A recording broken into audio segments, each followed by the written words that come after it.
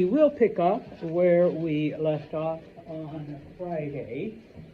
Remember this chapter, we are talking about the various empires, and so far we have looked at Assyria and Persia, which are the more traditional, all right, empires where, you have different groups, different states, different, peoples all being brought together under one ruler. We've looked at Greece, which is not a traditional empire, but we do see that their language and culture, specifically their belief in the gods of Olympus, kind of transcended over 150 different city-states. Then we finished off on Friday looking, at the Phoenicians. Remember, the Phoenicians were a trading empire. They had no interest in land or spreading their culture or spreading, whatever. Okay? All they really cared about was making money. All right? And they did it very well. But along the way, they also contribute something else to history. What was their biggest contribution? And it had nothing to do with trade. Language, like a written language? Okay, a written language, specifically because we have had, come on, you're not going to work? Because we have had a written language for thousands of years, or several languages. If you want to call it an alphabet-based writing, go ahead. The actual term is a phonetic system, but alphabet is fine. Where each symbol represents a sound, you combine the sounds and you get words, okay, which is the basis of our modern alphabet, okay, where you have 26 symbols, you combine, put them in different combinations, and you get words. Okay, so it was a system that was a lot easier to master because, at least in the Phoenicians' case, you only need to remember 22 of those things. Okay, then the tricky part is just knowing how to put them together. Okay, which is, fairly straightforward compared to happy faces and tigers and snakes and, whatever else was used before. Okay, the next group we're going to look at are the Israelites, which, if you recall from the very beginning, they are a religious empire, although they do kind of qualify as some of these other things, but this is the main focus. Now, what makes the Israelites special? Okay, you get the M word one more time. What does monotheism mean, or monotheistic? Whoever said that? Yes. Belief in one God. There is only one God. Now, we've seen Zoroastrianism, the religion of Persia, which was also monotheistic, but they actually came several hundred years later. Okay, the Israelites were the first, and for the longest time, the only monotheistic group. And so, I know today when we think of, we think of God or whatever, or if you're atheist and stuff like that, but throughout most of ancient history, most groups, the vast majority, were polytheistic. They believed in a whole pantheon of gods. So obviously, this makes the Israelites unique. Okay? Now, just to give you some background as to how we get this group known as the Israelites, they are descended from a man named Abraham. And if you're Jewish or Muslim or Christian, you hopefully know the basic story, and if not, well, I guess you're going to get a Sunday school lesson from Mr. Santos. All right? Abraham was actually a Mesopotamian man. He came from the city of Ur, which is one of the cities of Mesopotamia. At some point in his life, he migrates, he leaves. It is during one of those many droughts that we've mentioned. He moves to look for, a better land and stuff. And he eventually ends up in the land that is south of Lebanon, or, modern-day Palestine, modern-day Israel. Okay? Now, generations go by. I'm not going to give you the whole Bible story or whatever. All right? Generations go by, okay? And his descendants end up having to move to Egypt because, once again, they face another drought, another environmental disaster, and Egypt, has the resources to support them. But after a time of being in Egypt, they are enslaved. It is during that expansive military period. Once again, after several generations of being enslaved, a man named Moses, who is an Israelite, but he's raised by Egyptians, according to legend, is able to free the people, okay? And from the year 1200 BCE to about 1000 BCE, they retake this land that their ancestor Abraham had settled, okay? And yes, it takes that long, all right? I know, maybe it took me 2 minutes, and you may study it, and it may be like a couple pages or whatever, but it takes about 200 years for the Israelites to settle in their quote-unquote homeland, okay? They call the area Israel, all right? And they establish a capital city, the city of Jerusalem. And after being ruled over by, because they are like a semi-theocratic group, eventually they do come to choose a king. And we'll start our story with King David. Okay? Now, David is the same, if you've heard the story of David and Goliath. Okay, he is the one. He did that when he was supposedly much younger in his teens. As an adult, he becomes king of Israel. Okay, now, he continues the conquest. He builds Jerusalem. Okay, and eventually he does grow old and he dies. All right, and so his son Solomon takes over and he becomes the king. Okay, now, Solomon, for all the things that he did, he is most famous, or at least he's the most well known, for supposedly being a very, very wise man.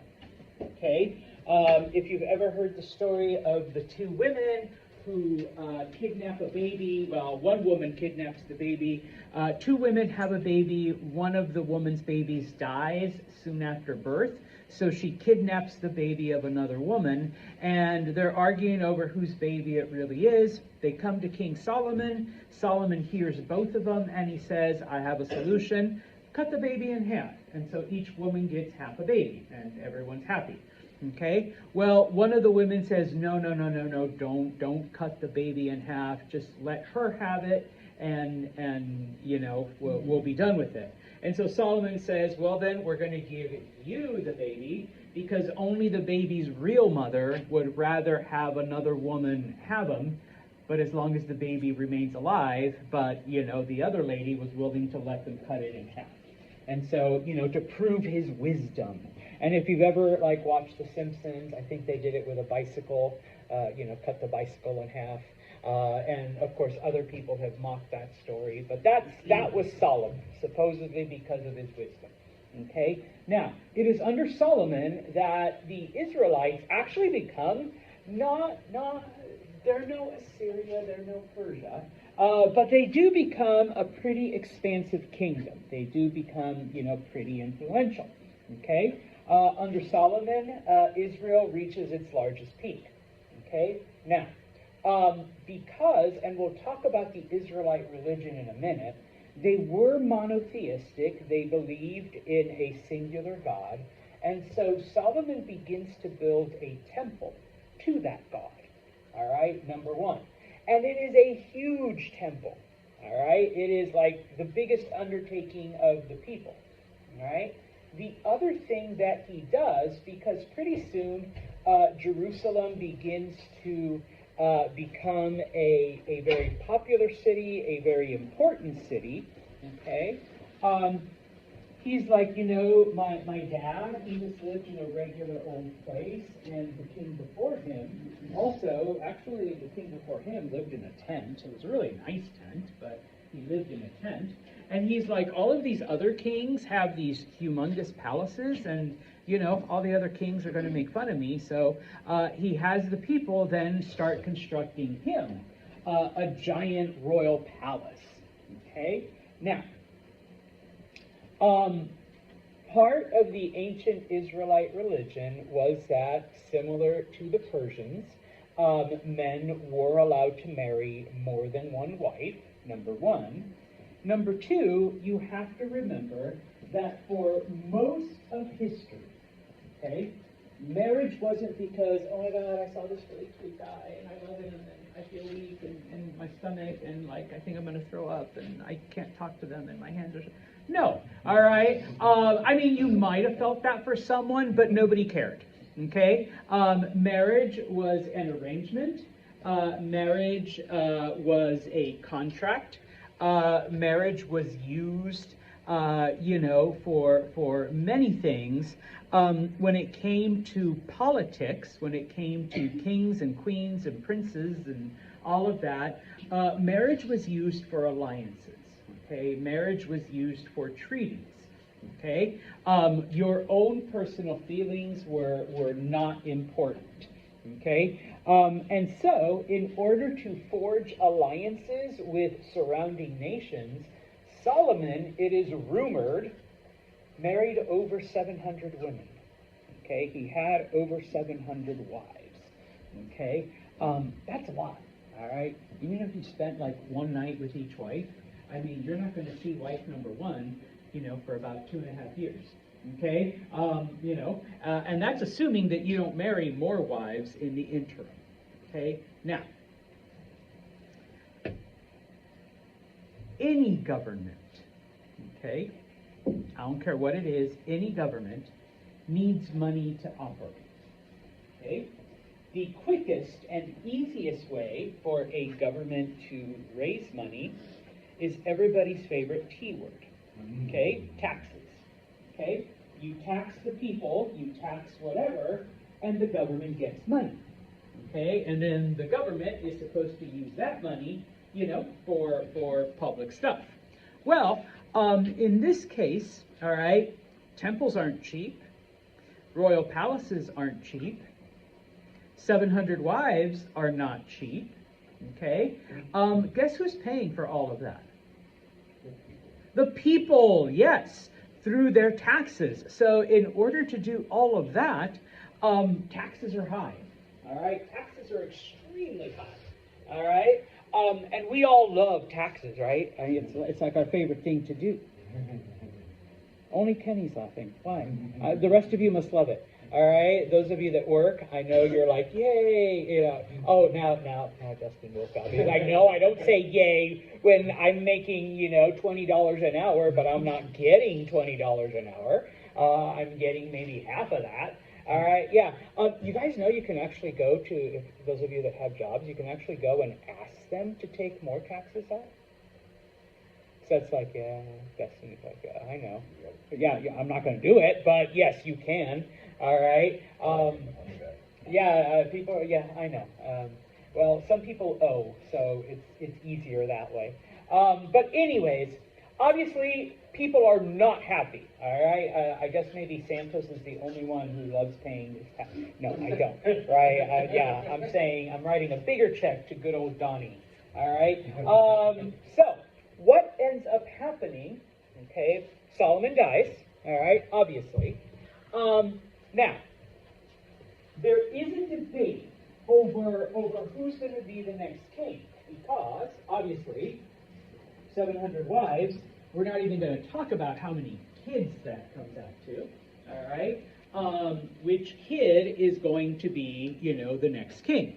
Well, when they finally figure out, okay, it's going to be this son from this wife, okay, he's like, I'm going to continue everything that my dad did. Okay, I'm gonna keep making Israel strong. We're gonna keep building the temple. We're gonna make the palace even bigger. Okay. Oh, by the way, all of my moms and stepmoms and half moms and whatever. I mean, they still got to be supported, right? So we're not bringing down taxes quite yet. Okay. One of his half brothers basically says, no, we are not going to continue my dad's policies. We're going to do something different. And so there is like just a brief struggle, but Israel splits up into two kingdoms. Okay, the northern kingdom, they split along, north and south. The northern kingdom keeps the name Israel. All right, and it lasts. It's a kingdom until the year 721 BC. Okay. They are conquered by the Assyrians, okay, as they're, pushing out towards the ocean, thanks to Asher and everything he told them to do. And I think and I already mentioned this before, one of the things that the Assyrians did is that they forcibly moved people from their homeland to other parts of their empire. That was kind of psychological warfare. Now you're in a place where you know nothing, you know nobody, the language is completely different. And then, of course, they were forcibly integrated, okay? Israelite women were forced to marry Assyrian men and so on. Israelite men were enslaved, thumbs and toes cut off, things like that, okay? So that over time, the Israelites are absorbed into Assyrian society, and so, those lost tribes of Israel, not that they're like lost, can never find their way home, but they're lost to history, okay? They blended with the Assyrians, and they're pretty much Assyrian, all right? So they completely disappear from history. The southern kingdom takes the name Judah. And this is where we get the word Jew, Jewish, okay, all of that, okay. It lasts a little bit longer, okay, but eventually they are also conquered. They are conquered by the Chaldeans, okay. If you recall, they were just like a little mini one. I'm going to write them right here. They were just like a little, I don't know, they were more like a hiccup in history, because they only lasted like 70, 80 years.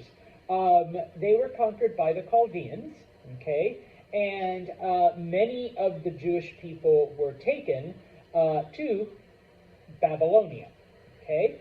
Then along come the Persians under Cyrus, okay, and Cyrus conquers the Chaldeans, and when he gets to Mesopotamia, to Babylonia, it's 539 BCE, he basically tells the Jewish people, go back home. Go back to your homeland. Go back to Israel. Rebuild. And they're like, we're destitute. We're refugees. Cyrus gives them money to not only rebuild Jerusalem, but also to rebuild the Temple of Solomon, because both the Assyrians and the Chaldeans, destroyed different parts of it. Okay? Now, this eventually then becomes, the Jewish religion that we are familiar with, and then, a bunch of other stuff. But, bless you, why? Okay. Oh, I'm sorry. You knew there was a map coming. This is a map of the Kingdom of Israel. Okay. Like I said, even though we are classifying it as a religious empire, it actually did gain physical land, nowhere near as much as Assyria or Persia, mind you, but now the brown is what Israel was at the beginning under their very first king, a man named Saul. The purplish area is what David conquered, and then the green is what Solomon conquered. So it was really, really big. When the kingdoms divide, it basically divides along here, okay? and it ends up being really small. Okay, and so why is this important? Okay, well, like I said at the very beginning, the Israelites were different because they were the first, and for the longest time, the only monotheistic group in the area. Okay, they only believed in one God. Okay, and that God was Yahweh. Okay. You translate it to English, it comes out the word Jehovah. All right, that was their God. All right, now they are surrounded by all kinds of polytheistic societies. Okay, and so obviously they try to keep away from them. They try to then teach about this one true God. Okay? And so Yahweh then sends different prophets, okay, spokespersons to come and warn the people. Okay? Either abandon your old false gods, or, you know, hey, you're really not behaving the way you should, you're drifting back into polytheism or into other things. Okay, we call this divine annihilation. If you don't follow, you'll be destroyed. Okay, if you don't do what you're supposed to, you know, boom, here comes a plague. Boom, here's a flood. Boom, here's locusts. And if you read the Old Testament, yeah, God is pretty angry through most of it. Okay, and so the message was, okay, there's only one God. One way of getting to heaven. Everything else is fake. Everything else is wrong. So, you know, you need to give all of that up. Okay? What is the big deal then? Okay? Well, fast forward to today. Okay? Most, I'm not going to say all, but most religious groups, number one, are in fact monotheistic. Okay, they do believe in a singular God, whatever you may call that God or that supreme being. Okay, most people believe in just one. All right, and I often like to say even the quote-unquote made-up religions, to me they're all made up, but okay, there's one group known as the Pastafarians, and they worship the flying spaghetti monster. I found out about this because it started off as a small group. You can Google it. I'm not lying. One person, I had a student a few years ago that's like, "You're lying, Santos." I'm like, take out your phone, Google Pastafarians or flying spaghetti monster. It is a real religion. Okay, somebody started it. They worship his noodly appendages. All right, it's all about their love of spaghetti, really. But anyways, this one lady tried to take a driver's license picture with a colander on her head. This happened in Oregon. And they wouldn't let her because they're like, you cannot take a picture with a colander on your head. Okay? She's like, I'm Pastafarian. It's a part of my religion. Okay? Would you say that to other religious groups that they couldn't wear a specific head here?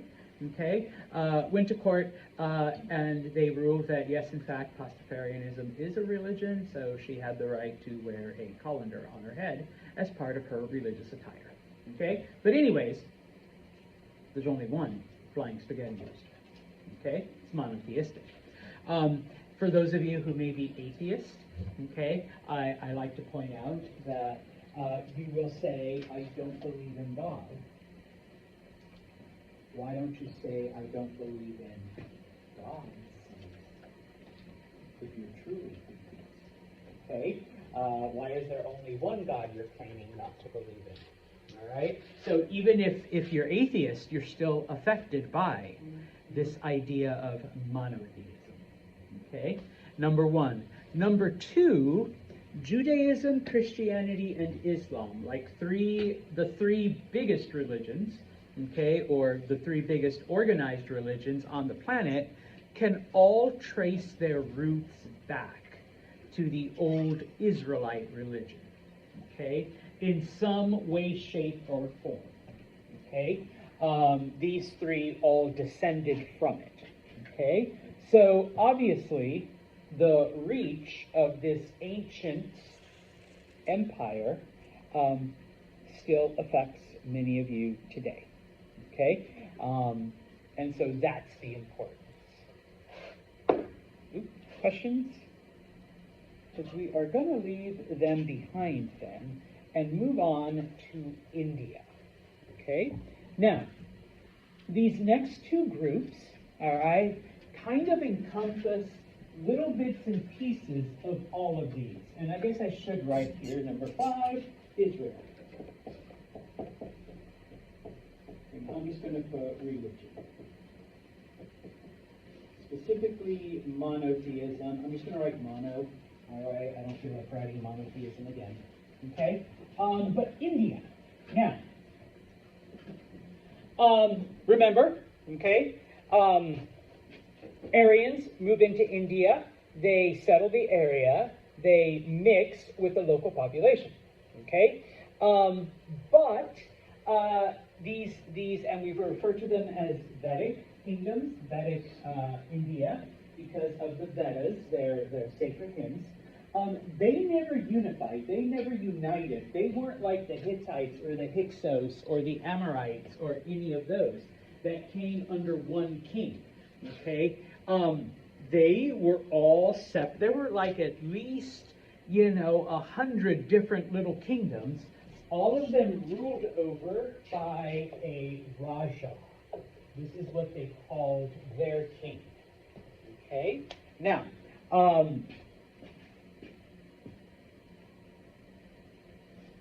This is what I just said. All right. Now, obviously, over time, over the hundreds of years that they lived there, okay, in the beginning, they only existed in the north. Okay. Oh, let me back up. Despite the fact that they were all different kingdoms, they were very similar to the Greeks in that they all spoke the same language. Okay, and they had the same religion. Okay, they all worshiped the same gods and all of that. Okay, now, obviously at first they settle exclusively in the northern part of India, but over time, over the hundreds of years, each of these areas begins to grow and expand, and people have babies, and population rises.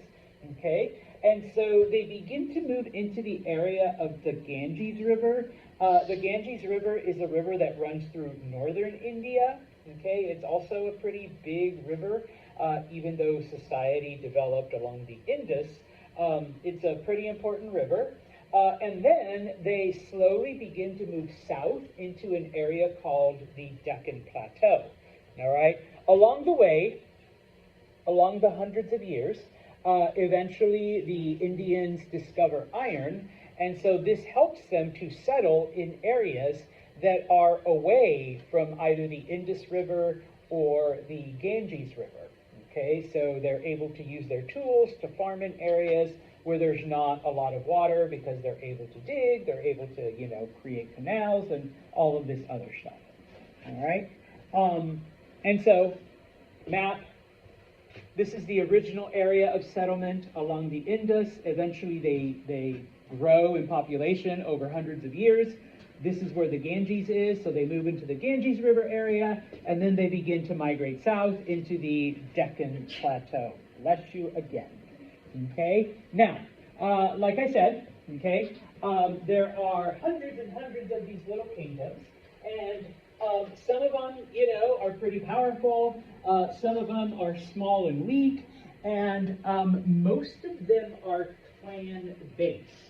Okay, a clan is various groups of family, and so remember, all right, marriage. I want my family and Vanessa's family to come together. Then my son will marry her daughter, and so now we are a clan. Now we're like an extended family, and as that family grows, we need allies. We need to become more powerful. So one of our grandsons is going to marry Aiden's daughter, and so boom, now, those three families have merged, and so now, our clan has grown. Okay? Now, over time, okay, we're jumping ahead a couple thousand years. Over time, okay, social structure becomes, a hallmark of most of these kingdoms.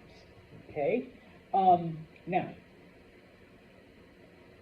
just like other cultures, okay, we develop in India several social classes. All right. In India, they are known as varnas. Okay, these are the different social classes. All right, you don't need to know the names. All right, but okay, obviously you have the Raja, the king, at the top, but then underneath him are the Brahmins, then the Kshatriyas, the Vaishyas, and then at the very bottom are the Shudras.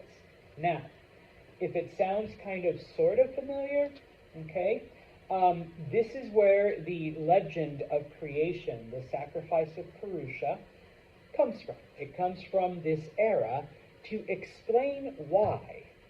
Okay, Seth is in the upper class, in the Brahmin class, whereas Madison is in the Kshatriya class, which is the warrior class. Okay, and at the very bottom is Vanessa, the Shudras, who are the lowest of the low. Okay, now this, I literally copied and pasted this from my presentation on the stories, the creation myths. So you don't have to copy this, all right? But remember the sacrifice of Purusha. Purusha was one of the gods, and it got cut into like thousands of pieces, all right? And each of those pieces became, different parts. And so you are born basically into one of these social classes. And of course, you accept it because that's how the god Purusha designated, set here to be a member of the Brahmin class, the priests and the academics and the rulers. Whereas poor Vanessa came from the feet, which are the Shudras, which are the manual laborers, the farmers and the ditch diggers and the people that work in the dirt, okay, type of thing. All right? Now, pretty soon we involve religion, okay? And of course, when you involve religion, nobody questions the gods. Nobody questions the order of the universe if that's how the gods intended it to be. All right, number one. And so what ends up happening is that it actually creates social order and peace because Vanessa understands that her job as a Shudra is manual labor. And the reason why that's it's not because, the upper class is keeping me down. No, it's because that's the way the gods willed it, okay? And Seth understands that he's at the top of the social ladder, not necessarily because, he's better or he's worked harder, although eventually that does creep in, because we're humans, we have emotions, okay? We think we're better than everyone, but because that's the way the gods willed it, and everybody accepts it, okay? Because, okay? Now,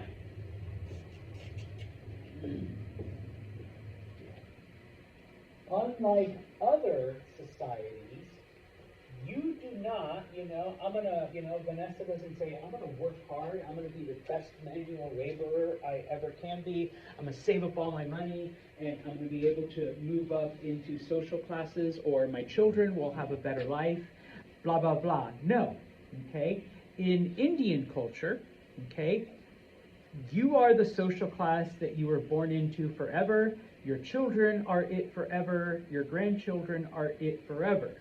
If you want to move from one social class to another, you have to die. Okay? As I mentioned a couple chapters ago, the Indians did believe in an afterlife, but not in the same way that the Egyptians did. They believed that once you died, okay, you are reborn, and the concept is known as the transmigration of souls, all right? In simple words, reincarnation, okay? Your soul is born into a new body. If you have fulfilled, if Vanessa has been the best manual laborer that she can be and has never complained and doesn't disrupt the social order, then in her next life, you move up into the next hierarchy, okay? You move up into the next social group, okay? And so this is why maybe Seth has a attitude of superiority, because he's at the very top. That means he's lived at least 4 or 5 lifetimes, and in those lifetimes, he has progressively gotten better, okay? He's passed those tests to be able to be at the top, okay? And so, because of that, you are not going to disrupt the social order.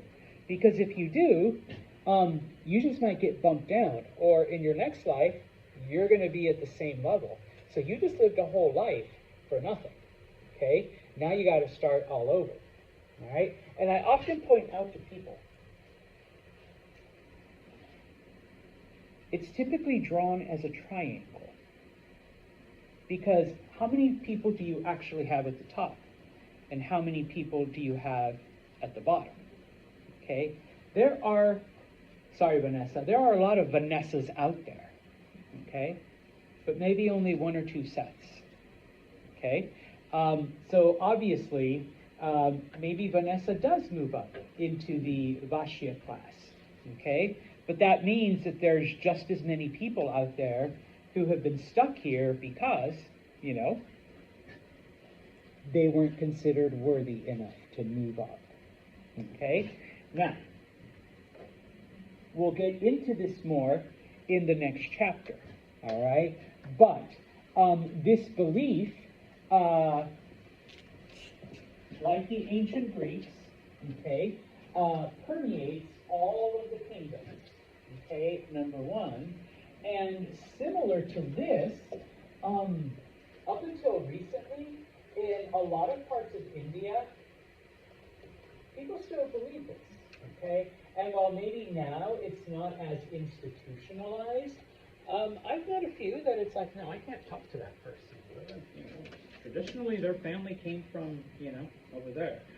My family was, you know, the Kshatriya, and they were Shudra. You know, it's like, no, we're not going to mix, type of thing. All right. Now, looking at China, then. Okay, we've talked about the Shang dynasty. Okay. Eventually, a new group moves in. I know it starts with a Z, but it's pronounced Chow. Okay.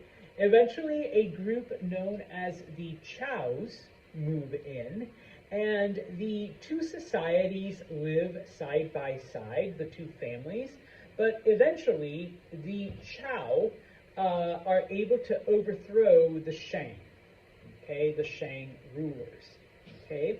Now, the Chow, once they take over, okay, they realize that many of the things that the Shang did, okay,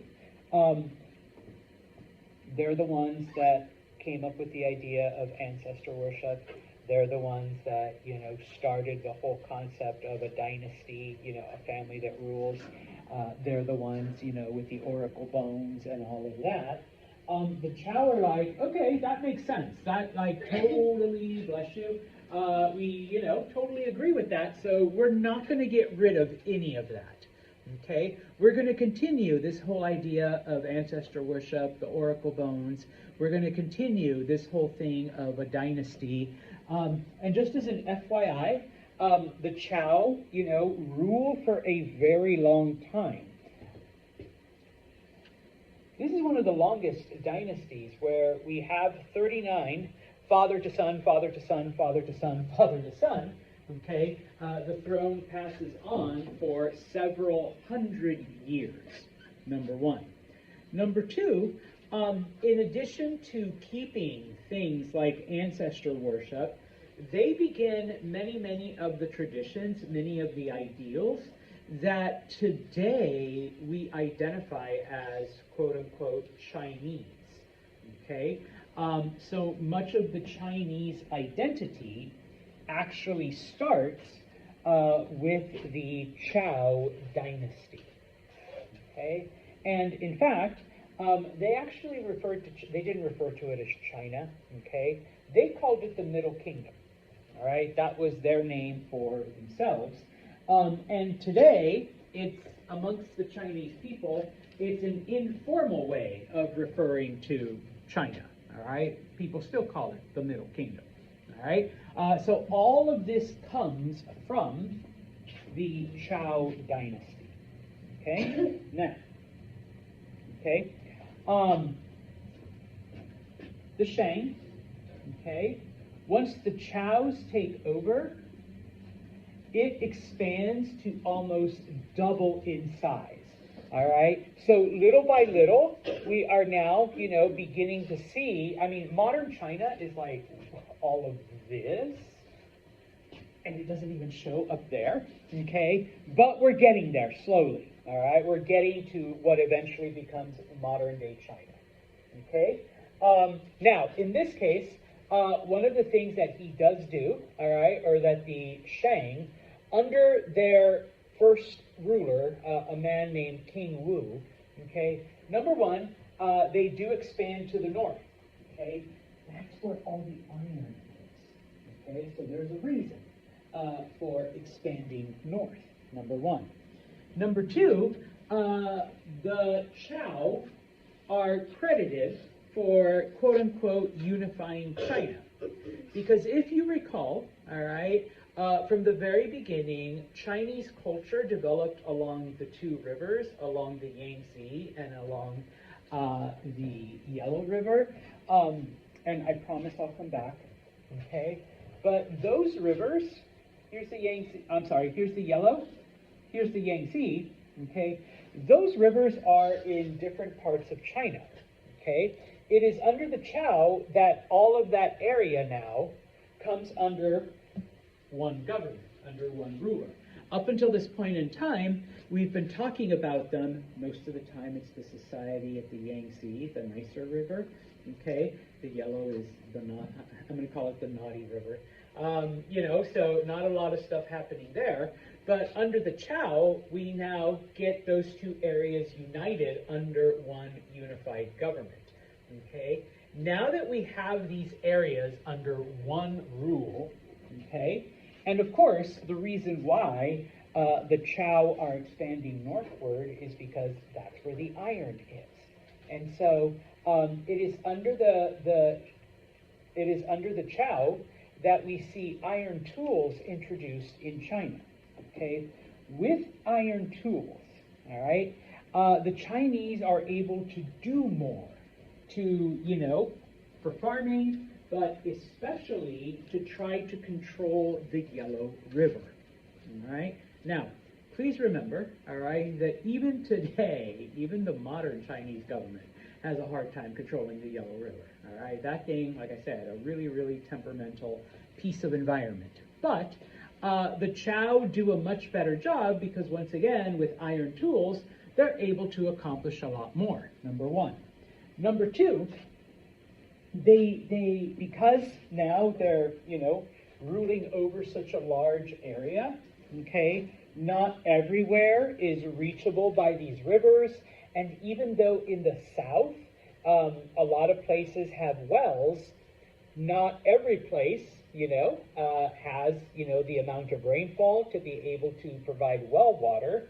And so it is under the Chow that we begin to see then irrigation projects where they are taking water from both of the rivers and from and from wells and from, like lakes and some of the smaller rivers, and sending it into areas where the water is needed, number one. The other thing that the Chow come up with, and it's pretty innovative, is they realize, and once again, I promise I'll come back. This is pretty big. Okay, I know on the map, Santos, whatever. No, it is huge. It is a really big area. Okay, really hard to traverse. And so what the Chow begin to do is like, we can use these canals for more than just moving water from point A to point B. If we make it big enough, people can start going on these canals, on little boats, on rafts, and they can go from one part of the kingdom to another, okay? The Hangao Canal, that's like the first one that's built, but eventually, under the Chow, we begin to see canals crisscrossing, different parts of China to be used as transportation. So whereas the Persians, okay, built roads, they also built canals. The Chinese built canals strictly for transportation, all right, not just to move, water from one place to another. Okay?